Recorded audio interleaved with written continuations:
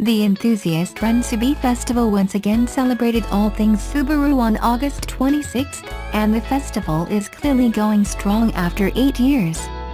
An estimated 1,600+ fans showed up for the 2017 event in Mirabel, Quebec, which is a particularly impressive number considering Subaru Canada isn't officially involved in any way.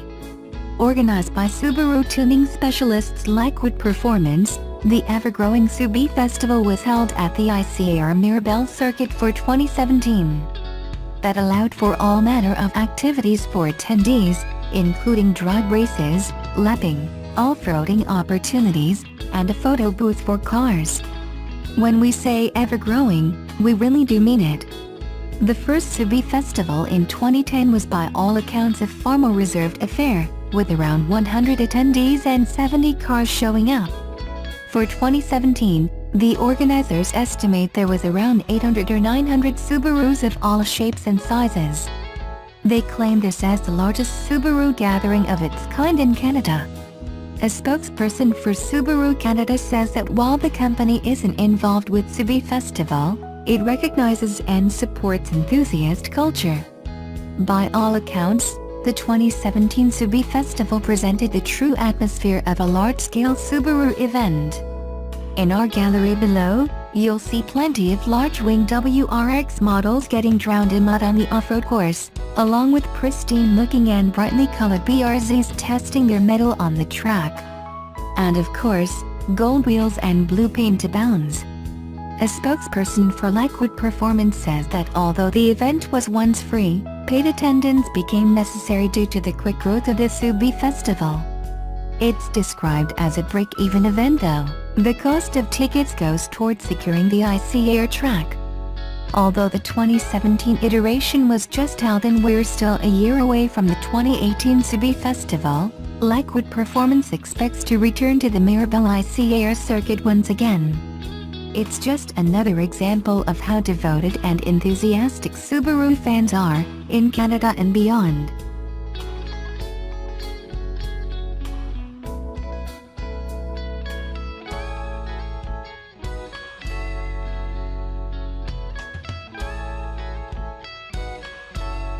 Performance fans can thank the Impreza Compact as the car that launched the Subaru WRX and WRX STI performance cars for the Japanese automaker.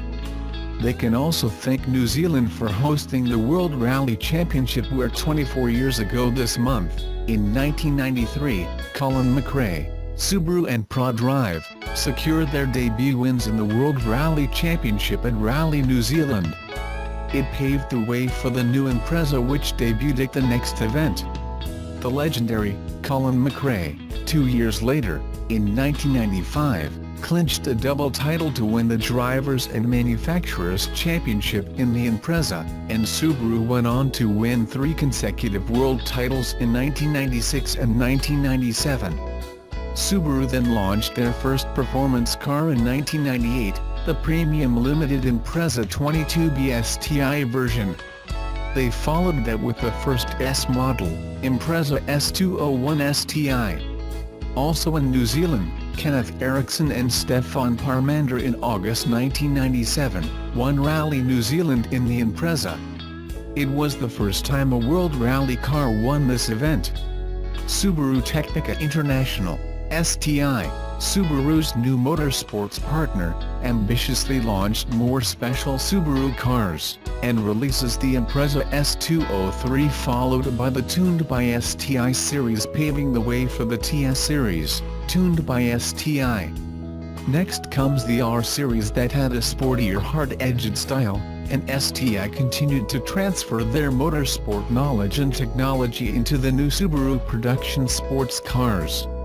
Subaru decided it needs a production performance car and launches the Impreza WRX, World Rally Experimental, the name given to the car that came out of the collaboration between the ProDrive British racing team and Subaru in the 1990s. The all-new 2002 Impreza WRX was one of the hottest cars on the automotive scene when it arrived in 2001 in the US.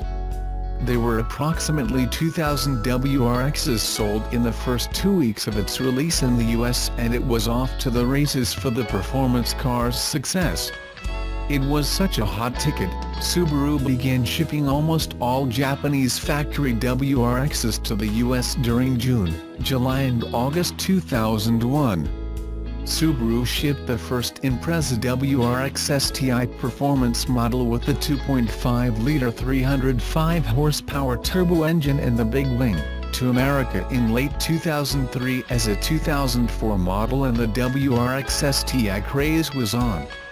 With the launch of the fourth-generation 2015 WRX STI, Subaru dropped the Impreza nameplate from the STI and the new model distances itself from the Impreza line. Today, STI's involvement with Subaru grows and gives performance enthusiasts the continually evolving 2018 Subaru WRX STI high-performance sedan. Performance fans can thank the late Colin McRae, the Impreza Compact, Drive and New Zealand for the Performance Tune STI. The Performance Tune 2018 WRX STI is still an iconic rally-bred machine today. Look for the 5th generation 2020 Subaru WRX STI to get even more upgrades. Stay tuned. Using cameras to help park your vehicle has long been a feature of many modern cars, but could a camera adequately replace your rear-view mirror? Very possibly, especially if you're looking to buy a Nissan Armada. For the first time on any Nissan vehicle, the Armada Platinum models will include a standard intelligent rear-view mirror. The IRVM uses a high-resolution camera to send images that your rear-view mirror would normally show you, onto an LCD monitor where your mirror would previously have been. So what's the difference? Well, Nissan believe the benefits are numerous, with better visibility in low light conditions, reduced glare and an expanded field of view, all helping improve your driving experience. The camera is also designed to negate the danger of bulky cargo and other obstacles getting in the way of your view. The full-size family adventure Armada features 8-passenger seating, while Nissan say Armada owners will benefit from its underpinnings as a strong, durable and authentic full-size SUV with ruggedness to spare. And if you're a fan of the traditional mirror instead of the IRVM, a switch on the bottom of the mirror allows the driver to use either the new technology, or the old. A lightly revised 2018 Nissan 370Z has been revealed this week for overseas markets, bringing minor styling changes and a new clutch for manual versions. Changes to the coupe's exterior include black door handles and a new rear bumper fascia, while the head and tail lights get a new dark tint, previously exclusive to the Nismo variant. Other upgrades include new 19-inch alloy wheels, and a new red metallic exterior paint option. Meanwhile, manual versions of the 370Z get a new high-performance clutch from performance brand Exetti, which the company says perfects the downshift, thus reducing driver pedal effort. The 370Z's powertrain remains the same, a 3.7-liter naturally aspirated V6 lives under the bonnet, producing 245 kilowatts of power and 363 Nm of torque. Drive is sent to the rear wheels via a 6-speed manual or 7-speed automatic with paddle shifters. However, the flagship 370Z Nismo goes without the 2018 model year upgrades. Nissan's local arm is unable to confirm if and when we will see the upgraded 370Z range in Australia at this stage. However, it would be logical to assume similar upgrades will be applied to Australian models in the near future. The announcement of this update comes just days after the Australian launch of the 370Z Nismo, which has been on sale overseas for a number of years. On September 5 in the US, Nissan Motor Company will pull the cover off the 2018 Leaf, its first production vehicle that will steer and stop by itself, at least every once in a while. This week, Nissan mounted its version of this hot take onto some of its SUVs and brought them to New York for a test drive, the perfect place to put a new phase of autonomous technology through its paces. Driving in Manhattan requires a modicum of zen, something most New Yorkers don't have, at least not when they're in a car. Anything to help commuters tune out a little, to tick up the chill a few notches, is helpful for everyone traveling along the city's congested arteries. That's precisely what Nissan's new system, dubbed ProPilot Assist, is supposed to do. When activated by the push of a button and the setting of cruise control speed, it keeps the car in the center of a lane, steering through corners. At the same time, it maintains a safe distance to the vehicle ahead and will brake all the way to a stop, the default state of most Big Apple drives. It even resumes driving without a prompt, provided that the automobile has only been still for less than 3 seconds. Basically, we're focused on fatigue reduction, explained Andy Christensen, Senior Manager of Nissan's Intelligent Transportation Systems Research. This suite of robot pilots is not, Christensen insisted, a self-driving system.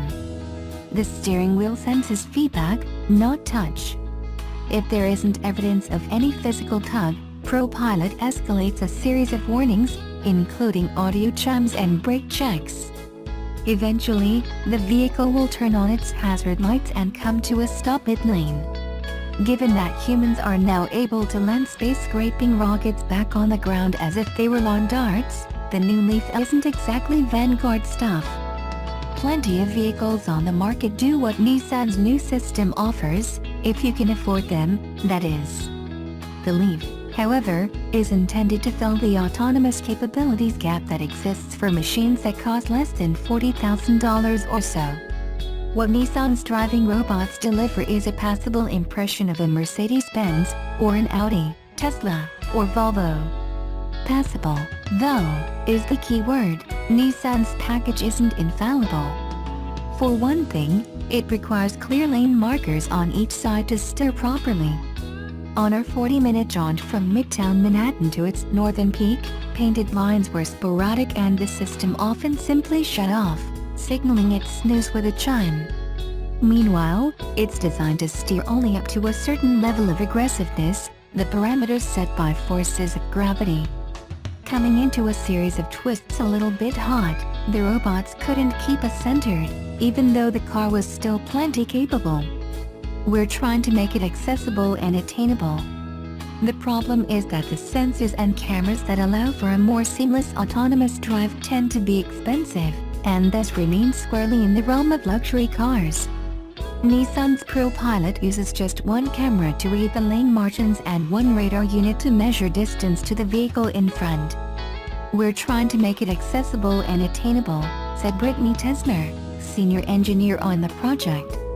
In the gray area between analog driving and full autonomy, Nissan's new system represents a very light shade, which to me is the biggest drawback for it and all the other systems like it. It's only a mild iteration beyond adaptive cruise control, which comes standard on 25% of current vehicles, and lane departure warnings, which are available in 1/3, according to Edmunds.com. When the driver is alert, the nanny steering and braking can be annoying, particularly if one likes to drift toward the inside of sweeping highway curves. If the driver isn't alert, it's even more grating. To be sure, that needling is necessary, but I've found myself wondering more than once, is this an autonomous step too small to be worth taking? Why not just wait to roll out something more fully cooked? There are always going to be people who just want to get in and wake up in their driveway, Tesmer said of the desire for full autonomy. Until the technology gets there, they don't want it. What the ProPilot seems suited for, most directly, is the smartphone. With one hand on the wheel, a driver can easily toggle through emails or watch Fast and Furious flicks. The system may not be self-driving, but in that case the driver certainly won't be either.